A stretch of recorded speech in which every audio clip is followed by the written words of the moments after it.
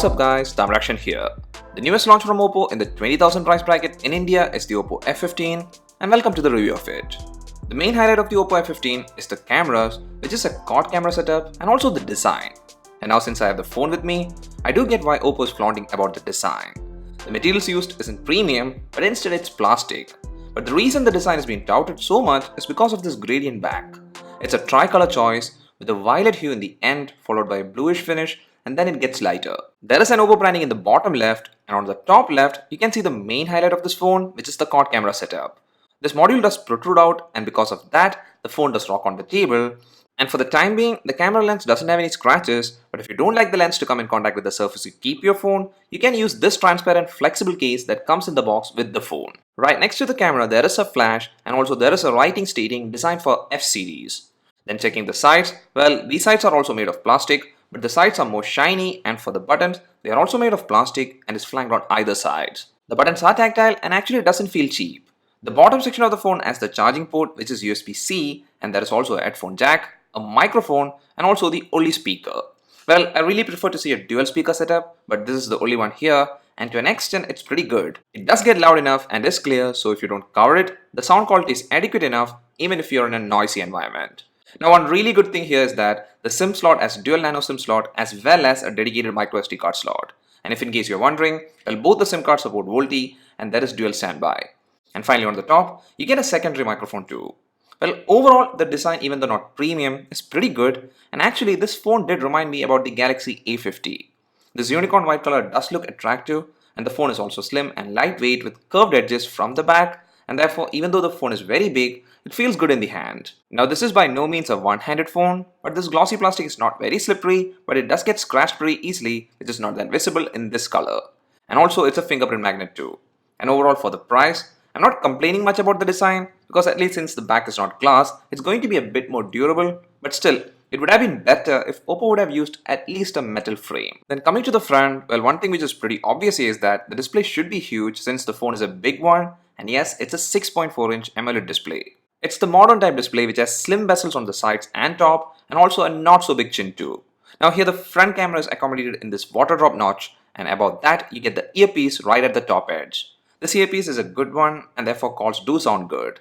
And for the display quality, well, it's a nice display but not the best.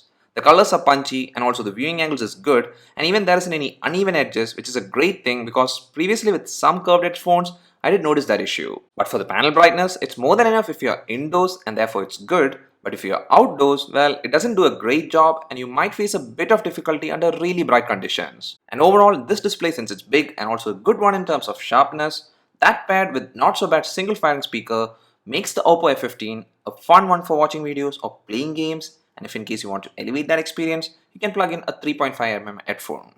So till now everything is fine, but not the best for the price tag.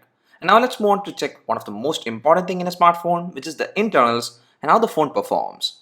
Well, firstly for the processor used here, it's a MediaTek Helio P70, which is an octa-core processor with Mali G72 GPU. Now this might seem a bit disappointing because the Helio P70 actually feels like it's not the right choice, especially considering the price. But based on usage experience, actually there isn't anything to complain and everything felt pretty good.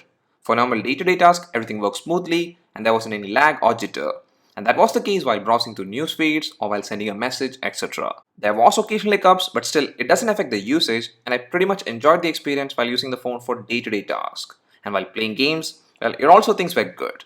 If it's a light game like Subway Surfers, then things are pretty great, but for a heavy game like PUBG, the gameplay was smooth even though there were slight frame drops, and also the loading time was a bit on the slow side too. And also one quick note is that the device doesn't get very hot even after using it extensively, and that's a good thing.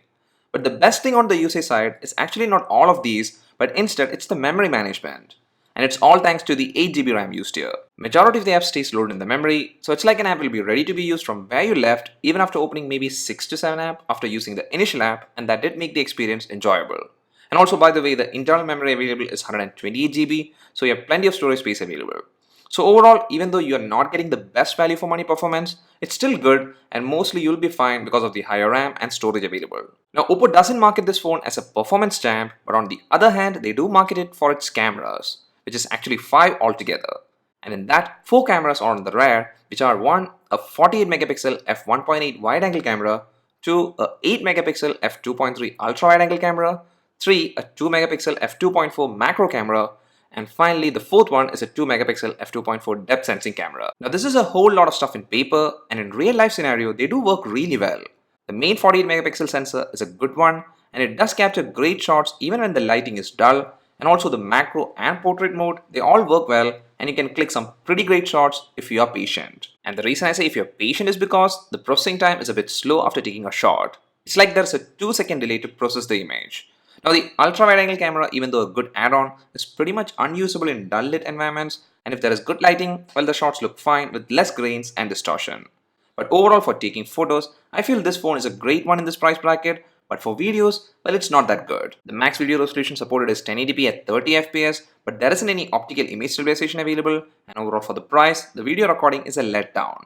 And now for the front camera, it's a 16 megapixel f2.0 camera, which again is a great one for photos. Oppo phones are generally famous for beauty modes, but here it's toned down, and that's a good thing. And here the selfies are sharp both for indoors and outdoor shots. Portrait mode is available with the front camera, but it's not very perfect. And for the videos with the front camera, well, here also it's the same story like with the rear camera, where the max resolution available is 1080p at 30 fps, and the videos captured is of average quality. This video is recorded with the front camera of the Oppo F15, so you get an idea how the quality of the video is. And from all this, well, Oppo's claims are to an extent true because these cameras are good, or even I would say pretty great in this segment for taking photos. But if your priority is videos, then this one won't be working out for you. And now for the battery life, well, the battery used here is a big one, which is 4025 mAh in capacity, but the battery does drain pretty fast, and for me, based on my use, well, I could make it through a day with approximately 15 to 20% battery left. And that's fine because my usage is pretty heavy. But the best part when it comes to battery life is that even though the battery drains fast, it does charge at very high speed. You get VOOC Flash Charge 3, which is done with this chunky 20-watt fast charger, and here you can charge approximately 50% of the battery in 30 minutes, which is a great thing. And therefore, I would say the overall experience with the battery is more than good. Then some of the minor things we didn't check is that this phone has an in-display fingerprint reader, which does unlock the phone pretty fast with less errors, and also if you want, you can opt even for face unlock, which I won't recommend because it's not secure. And finally, the display glass used is Gorilla Glass 5, but here you get a plastic screen guard pre-installed, and I didn't remove it, and my suggestion would be if you want protection, well, try to get a tempered glass protector because this one is just to prevent the screen from getting scratches. Well, I guess that's all about this new phone from Oppo. The F15 I feel is a typical Oppo phone which does most of the needed stuff pretty well, and it has a design which does look nice even though it's not premium. The positives of this phone is mainly the camera for taking wide range of photos, and also the display is big and nice for media consumption and playing games, and you get good performance too with a big battery and also really fast charging.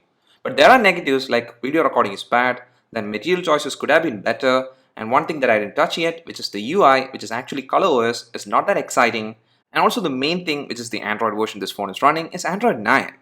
This is a new phone, and launching a phone with a 1-year-old OS, well, I actually don't understand the logic here. But that said, I think Oppo will surely update the F15 to Android 10 maybe sometime in future, but then also the future software updates are a big question. And I feel this phone would have been a great or even the best option if it was selling for a lesser price tag, maybe in the 15,000 price range, and also if it was running the latest OS. But that said, if your requirement is mainly taking photos, and you want a pretty good phone for media consumption and playing games with plenty of storage which can be expanded, and you're not worried about the OS, then this phone is a good choice. That's all for this video guys, hope you liked it. If so, please do hit the like button, and also please don't forget to subscribe. See you again in the next one. Till then, bye.